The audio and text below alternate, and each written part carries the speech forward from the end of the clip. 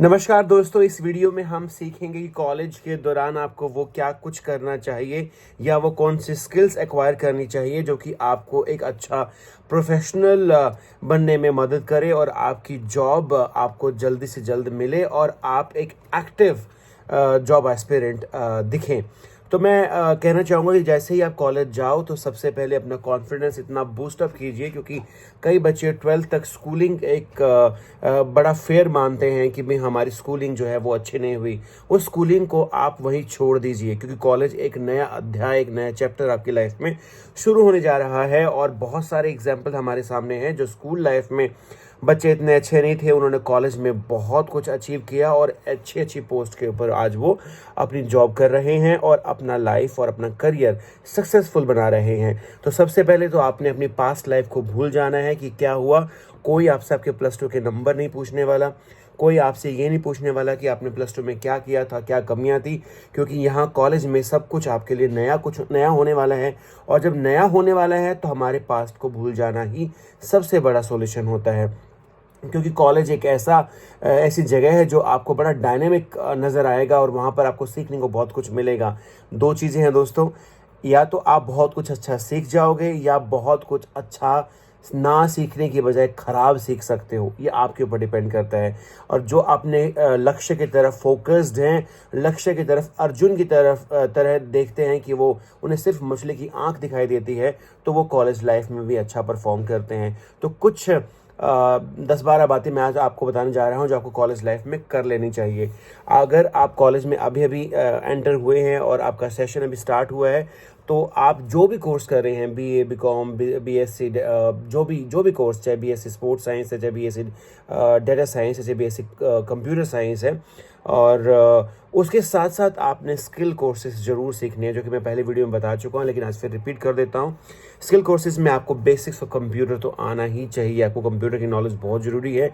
इसके अलावा professional course है, जिस तरह से एक पैकेज आता है MS ऑफिस का, जिसमें पावर पॉइंट, एक्सेल और MS वर्ड होता है, इसके भी आप एक्सपर्ट होने चाहिए। एक्सपर्ट होंगे तो ये वाकई आपके लिए फ़ायदेमंद होगा। इसके अलावा कोई और स्किल्स, डेटा एनालिसिस की स्किल है वो सीख सकते हैं। डेटा साइंस के कुछ छोटे छोटे कोर्सेज है वो आप कर सकते हो।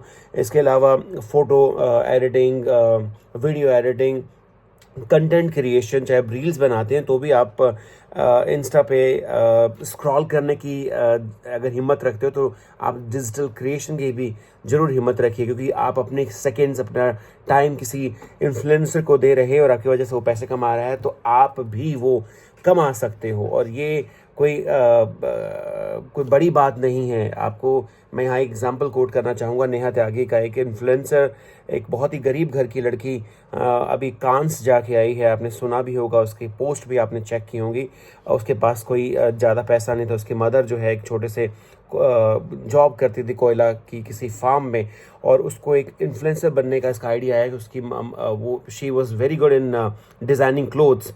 तो उसको नज़र आया कि मैं यहाँ कर सकती हूँ। एक छोटी सी मशीन जो उसकी मदर की मशीन थी, आप देखोगे, आप सर्च करोगे तो आप पाओगे कि वो मशीन भी वो प्रॉपरली नहीं काम करती, लेकिन उसको उसने अपना हथियार बनाया और वहाँ से क्रिएटिव आइडियाज़ के साथ अपनी नई नई ड्रेसेस और सस्ते सस्ते क्लोथ्स के साथ एक बड़े बड़े ड्रेसेस वहाँ बनाने स्टार्ट की, और इतनी पॉपुलर हुई कि कांस में वहाँ पर उनको एक आमंत्रण मिला। आज पूरा भारत उस लड़की को जानता है। तो ज़रूरत है तो सिर्फ अपने क्रिएटिव आइडियाज़ की। तो रील्स देखते हो तो रील्स बनाओ भी, कंटेंट बनाओ भी, मेरा आपको यही कहना है। इसके अलावा नेटवर्क बिल्ड करना स्टार्ट कीजिए। वहाँ पर बहुत सारे प्रोफेशनल्स आपको मिलेंगे, एलुमनाइज होंगे उस कॉलेज के, जिस कॉलेज में आप पढ़ने जा रहे हैं वहाँ पर बहुत सारे एलुमनाइज होंगे जो अलग अलग पोस्ट पे होंगे। और एलुमनाइज का एक अलग से एक फंक्शन होता है, एलुमनाई एसोसिएशन होती है कॉलेज में।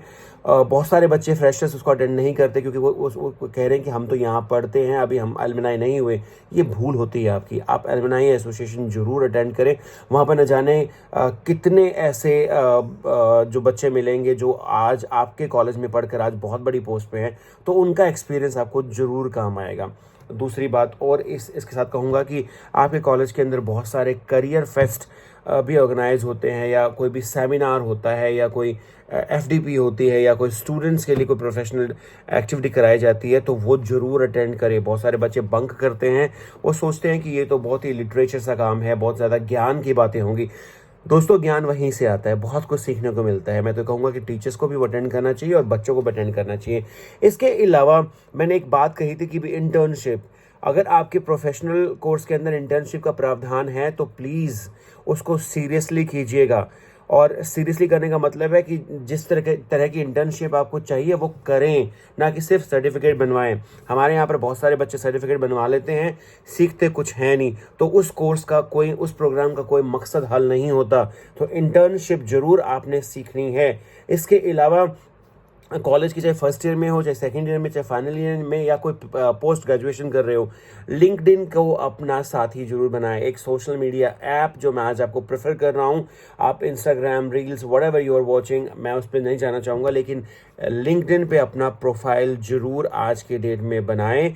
जैसे आप प्रोफाइल बनाओगे आपको पता लगता जाएगा कि आपके कनेक्शंस वहाँ पर किस तरह से बिल्ड हो रहे हैं, और ये एक पार्ट है जो आपका बिल्ड कनेक्शंस का एक पार्ट है, जहाँ पर आपको बहुत सारे प्रोफेशनल्स मिलेंगे और बहुत सारे अच्छे लोग भी लिंक्डइन पे हैं जो आपको गाइड करते रहते हैं, और वहाँ से आपको एक आइडिया भी होता है कि किस तरह के ट्रेंड मार्केट में आजकल चल रहा है। और इसके अलावा दोस्तों, अगर आपकी सॉफ्ट स्किल्स अच्छी नहीं है तो प्लीज़ उसको ज़रूर अपलिफ्ट कीजिएगा। बोलना स्टार्ट कीजिए, अपने मेंटोर्स से, अपने साथियों से, अपने दोस्तों से, पीयर ग्रुप में बोलिएगा। इसके अलावा टीचर्स से स्टार्ट आस्किंग क्वेश्चंस, और एक इंटरेक्टिव स्टूडेंट बनिए, कहने का मतलब है। तो सॉफ्ट स्किल्स अपने आप प्रैक्टिस हो जाती हैं। और यदि किसी को लैंग्वेज में प्रॉब्लम आती है तो सबसे पहले अच्छे लिसनर बनिए। आप सुनिए कि लोग क्या कह रहे हैं, किस प्रकार की बात हो रही है। लिसनर बनने से आपके पास कुछ फैक्चुअल इन्फॉर्मेशन भी इकट्ठा होगी, और फिर बोलना स्टार्ट भी आसानी से हो जाएगा। जब आपके पास नॉलेज होगी तो आप बोल भी लेंगे।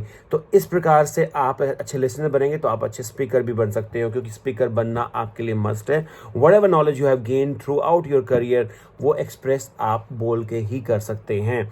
तो एक अच्छे राइटर, एक अच्छे लिसनर, एक अच्छे वक्ता भी आपको बनना ही है। इसके अलावा रिज्यूम तो आपका फर्स्ट ईयर में ही बन जाना चाहिए। मैं चाहूँगा कि रिज्यूम फर्स्ट ईयर में बना के बढ़िया सा, उसमें स्किल्स हर साल 1, 2 या 3 ऐड करते रहें, शॉर्ट टर्म कोर्सेज ऐड करते रहें। और कुछ भी आपको नज़र आता है कि ये आजकल ट्रेंडिंग में है मार्केट में, वो आपको आपके ही कॉलेज से पता लग जाएगा। जब कोई रिसर्च सेमिनार या कोई एफडीपीज या कोई भी इस प्रकार की स्टूडेंट स्किल प्रोफेशनल एक्टिविटी होंगी तो वहाँ से पता लग जाएगा। वो जरूर अपने रिज्यूम में ऐड करना ना भूलें। इसके अलावा एक बहुत बड़ी गलती आजकल हम करते हैं कि लाइब्रेरी से हमने दूरी बना ली। जब से मोबाइल यहाँ पर हमारे दुनिया में आया है तो हमने लाइब्रेरी को बहुत दूर कर लिया है। आज के किसी स्टूडेंट से अगर आप पूछोगे, जब वो इंटरव्यू देने जाएगा, चाहे वो पोस्ट ग्रेजुएशन करने के बाद नेट क्वालिफाइड भी है या बीएड भी है, कहीं टीचिंग में भी जाएगा, तो उससे पूछा जाए कि आप पढ़ते कैसे, तो कहेगा नोट्स के थ्रू पढ़ता हूँ, which is a very wrong pattern. क्योंकि नोट्स का कोई वाली वारिस नहीं होता, नोट का कोई ऑथेंटिसिटी नहीं होती, किसने लिखा है क्या, वो गलत भी हो सकते हैं, किसी के बनाए भी हो सकते हैं। तो अगर आप अच्छे 7, 8, 10, 15, 20 राइटर्स की बुक्स पढ़ते हो, वहाँ से आपने नॉलेज गेन की है, तो उसकी टेस्टिमनी है कि वाकई किसने लिखा है। तो कुछ गलत लिखा है तो उनकी बदौलत वो गलत आपने पढ़ा है। लेकिन नोट्स की कोई भी टेस्टिमनी नहीं होती, कोई भी ऑथेंटिसिटी नहीं होती। तो नोट्स बनाओ, मैं ये नहीं कहता नोट्स नहीं बनाने, पर नोट्स के साथ बुक्स भी पढ़ो। लाइब्रेरी में 2 से 3 घंटे स्पेंड करो दोस्तों, क्योंकि स्टे अपडेटेड भी एक ऑप्शन है। और स्टे अपडेट कैसे रहोगे, जब आप न्यूज़पेपर्स पढ़ोगे बाकायदा। और न्यूज़पेपर पढ़ने के बहुत सारे फ़ायदे, नंबर 1 आपकी नॉलेज एनहांस होती है, और नंबर 2 आपको एक सिनेरियो जो आजकल आपके आसपास चल रहा है उसके बारे में आपको पता लगता है। उसके नंबर 3, इसके अलावा आपको एक एक्सपर्ट्स का भी वहाँ एडिटोरियल पेज पे आता है, तो आपको एक राय, अपनी ओपिनियन बनाने में भी न्यूज़पेपर बड़ी हेल्प करते हैं। दूसरा, अगर न्यूज़पेपर को लाउडली अगर आप पढ़ोगे, अपने घर में लाके पढ़ लो, शीशे के सामने देख के पढ़ लो, तो आपकी कम्युनिकेशन स्किल्स भी बहुत अच्छी है। इसके ऊपर मैं एक स्पेशल वीडियो बनाऊंगा कि कैसे मैंने अपनी कम्युनिकेशन स्किल्स को अच्छा किया, क्योंकि मैं भी एक ग्रामीण परिवेश से आता हूँ। और इसके अलावा आपको अपने टीचर से बात करना है, मैं पहले बता चुका हूँ, टीचर से बात नहीं करोगे तो आपकी क्रिटिकल थिंकिंग नहीं होगी। और इसके अलावा बहुत ही महत्वपूर्ण चीज़ मैं आपको कहना चाह रहा हूँ कि आपके कॉलेज में कुछ भी फंक्शन हो रहा हो जहाँ आपको लगता है कि मैं थोड़ा सा भी परफॉर्म कर सकता हूँ, चाहे वो फाइन आर्ट्स का हो, चाहे वो कल्चरल, डांस, म्यूज़िक, बोलने का, स्पीच, आपको तुरंत प्रभाव से पार्टिसिपेट करना है, क्योंकि वो प्लेटफॉर्म, वो जो स्टेज पे चढ़ने वाला जो खौफ होता है वो बहुत सारे इंटेलिजेंट बच्चों में भी होता है, लेकिन वो खौफ तब आपका मिट जाएगा जब आप स्टेज पे जाके कुछ मर्जी आप बोलना स्टार्ट करोगे। पहले गलत होगा, धीरे धीरे धीरे धीरे आपको अपने अंदर कॉन्फिडेंस नजर आने लगेगा कि आप लाखों लोगों का भी एड्रेस कर सकते हो, हज़ारों को भी एड्रेस कर सकते हो, और एक ग्रुप में भी आप बैठ के बात कर सकते हो। तो आपके कॉलेज में होने वाली हर एक्स्ट्रा करिकुलर एक्टिविटीज़ को आपने अटेंड करना ही करना है।